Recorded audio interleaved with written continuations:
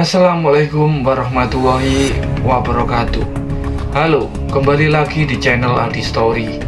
Di video hari ini aku akan menceritakan kisah di mana telah ditemukan wanita di dalam sebuah gubuk yang berada di dalam hutan. Mirisnya korban pun telah mendapat tindakan tidak terpuji, yakni korban telah dinodai lalu dihilangkan nyawanya. Bagaimana kisah memilukan ini bisa terjadi? Yuk kita simak videonya. Kisah bermula ketika ada warga Jalan Patarikan RT 01 Desa Patarikan, Kabupaten Hulu Sungai Utara yang merasa telah kehilangan anggota keluarganya selama 2 hari, tepatnya pada hari Jumat tanggal 1 April 2022, yang bernama Rika Safitri, berusia 20 tahun. Pada siang harinya, Rika terakhir berpamitan akan bertemu dengan teman pria yang diketahui namanya adalah Sadri, beralamat di Jalan SMP Kelurahan Barabai Barat, Kecamatan Barabai, Kabupaten Hulu Sungai Tengah. Tujuannya ingin mengembalikan ponsel iPhone 13 Pro Max yang baru saja dia beli seharga 1 juta rupiah. iPhone 13 Pro harganya 1 juta. Itu mah iPhone HD sekali. Namun ternyata setelah digunakan, ponsel itu pun sering ngeheng. Ya jelaslah, dijamin gak ori itu. Pada awalnya Rika pergi bersama dengan adiknya menggunakan baju kaos panjang berwarna hitam dengan strip lengan berwarna pink dan celana pendek berwarna hijau. Selain itu, korban mengendarai motor Scoopy berwarna merah dengan nomor polisi DA 6459 UBM. Sesampainya di Barabai atau di rumahnya Sadri ketika pada jam 15.00 sore, ternyata uang yang digunakan untuk membayar ponsel kepada Rika pun tidak cukup. Kemudian Sadri mengajak Rika untuk menemui bosnya dan mengambil uang. Lalu Rika meninggalkan rumah Sadri sementara sang adik menunggu di rumah Sadri. Namun hingga malam hari, Rika pun tidak kunjung kembali. Dalam waktu yang bersamaan, ponsel adiknya pun lobet sehingga adiknya tidak bisa mengabari keluarga di rumah atau menanyakan posisi Rika lantaran sudah larut malam.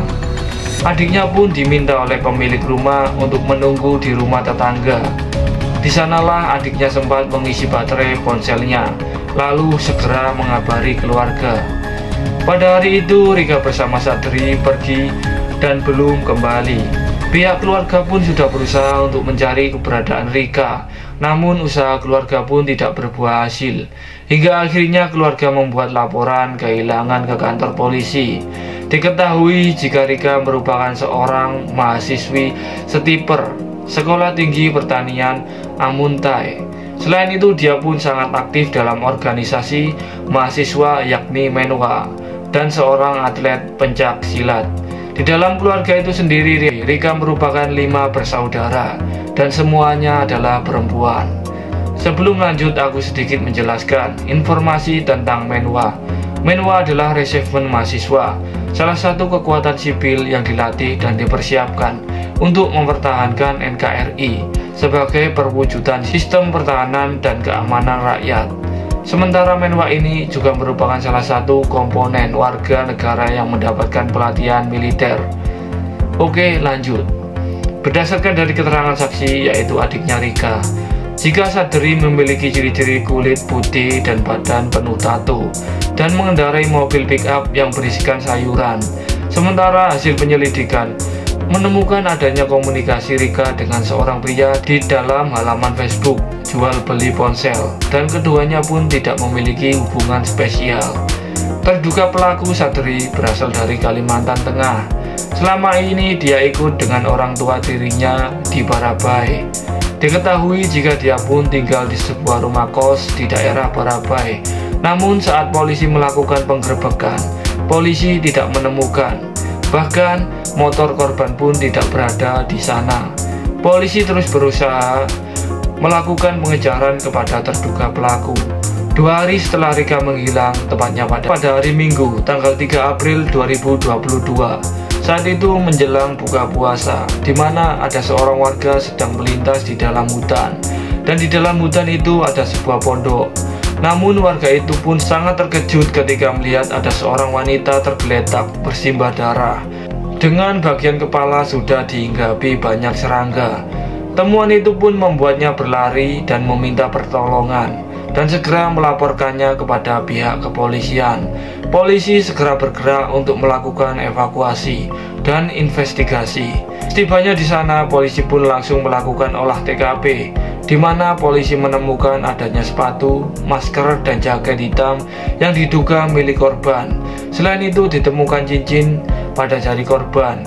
Mirisnya pada saat ditemukan korban tanpa busana, dan bagian celananya pun sudah turun dan kondisi robek hingga terlihat paha kanan korban.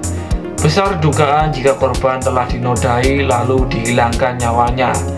Lokasi itu pun bisa dikatakan sangat jauh dari pemukiman warga yang berjarak sekitar 3 km. Jika melihat ciri-ciri dari korban, kuat dugaan jika korban ini adalah Rika Savitri yang telah dilaporkan hilang, dan pada malam itu identitas korban pun langsung diketahui lantaran pada saat proses evakuasi, polisi dibantu oleh relawan. Dari salah satu relawan mengirimkan foto dan video korban kepada pihak keluarga untuk memastikan korban adalah Rika Savitri atau bukan. Setelah pihak keluarga melihat kiriman tersebut, pihak keluarga pun mengenali sebagai Rika Savitri. Tubuh korban Rika segera dievakuasi ke RSUD Barabai guna dilakukan pemeriksaan lebih lanjut. Dari hasil pemeriksaan forensik, ditemukan adanya luka benda tumpul pada bagian kepala korban dan ditemukan adanya pemaksaan pada alat vital korban. Pihak kepolisian berupaya keras untuk menangkap pelaku kejahatan ini. Meski sudah diketahui ciri-ciri dari pelaku, namun tidak mudah polisi untuk menangkap pelaku kejahatan ini.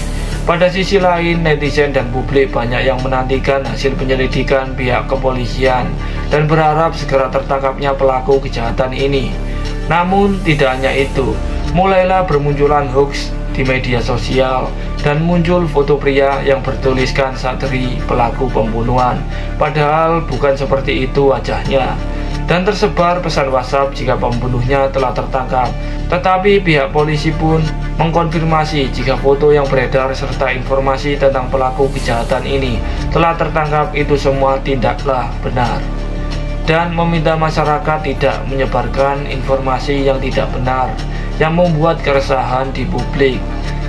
Pihak kepolisian pun mulai menyebar DPO untuk membatasi ruang gerak dari pelaku dan memberitahu masyarakat agar memberikan informasi jika mengetahui keberadaannya.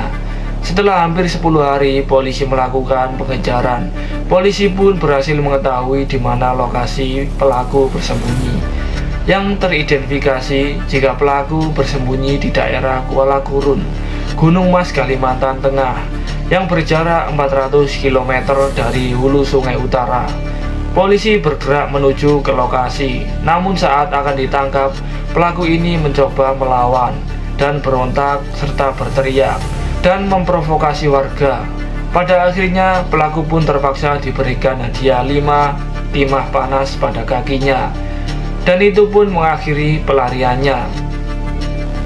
Tepatnya pada hari Selasa tanggal 12 April 2022, dari hasil interogasi pihak kepolisian, jika pelaku ini merasa sakit hati kepada korban lantaran diminta untuk membayar hutang atas pembelian ponsel yang akan dikembalikan. Selain polisi berhasil menangkap pelaku, polisi pun berhasil menemukan motor dari korban yang telah diganti plat nomornya untuk mengelabui pihak kepolisian, dan motor itu pun digunakan oleh pelaku untuk melarikan diri. Ternyata pelaku ini pernah datang ke rumah korban untuk transaksi ponsel yang akan dibeli oleh korban. Ayah korban sempat memberikan uang 100.000 kepada pelaku lantaran merasa iba karena masa lalu dari pelaku. Pelaku ini mengaku pernah dipenjara dan baru saja bebas bersyarat dari penjara. Dan korban itu tadi yang telah terjebak dibawa pelaku ke gubuk yang berada di dalam hutan. Di sanalah pelaku mencoba menodai korban. Korban yang merupakan atlet pencaksilat terus melakukan perlawanan yang membuat pelaku sangat kewalahan. Demi bisa menghentikan perlawanan dari korban, pelaku segera mengambil batu lalu memukul kepala korban berkali-kali dari belakang. Pelaku mengaku lebih dari 10 kali memukul kepala korban dari belakang menggunakan batu. Saat korban sudah tidak berdaya, pelaku pun menutup mulut korban sambil mencekik leher korban. Pelaku mengaku masih sempat mendengar suara lirih dari korban, mengucapkan takbir, Allahu Akbar, Allahu Akbar, selama 5 kali, hingga akhirnya korban pun kehilangan nyawanya. Pada saat itu pelaku membuka celana korban lalu menodainya.